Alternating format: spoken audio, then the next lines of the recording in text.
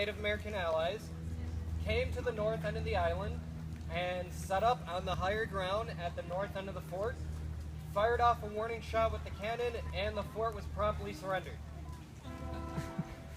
Mostly due to the fact that the Americans only had about 60 or so men, and they didn't even know the war was happening. So it would be about 2 more weeks before the letter arrived letting them know that the war had started. So this fort was taken, and if the members of that 10th Royal Veterans Battalion would have been fighting, actually fighting instead of just kind of walking in, they would have been using one of these.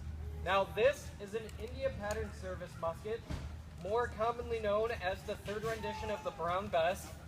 Now, you may notice, if you know the Brown Bess, that this one is a little bit shorter and less gilded. There's no fancy plates or anything along it. And this is because fighting Napoleon has really kind of bankrupted the UK. And so they went to the East India Trading Company and started buying the cheaper to make muskets from them. Now, this is a smooth bore weapon, so that means the inside of this barrel is just as smooth as the outside.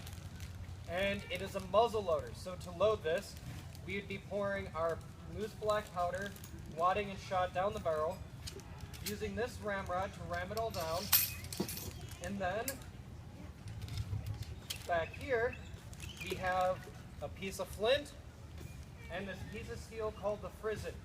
Now we would put some black powder in here, this flash pan, and what would hopefully happen is when we pull the trigger, this flint would come down, hopefully making sparks, hopefully lighting the powder in the flash pan, which would hopefully set a jet of flame through the touch hole into the barrel, which would hopefully set off our charge, which would hopefully fire our bullet, which would hopefully hit our target. So if you notice, there are a lot of hopefullys in there.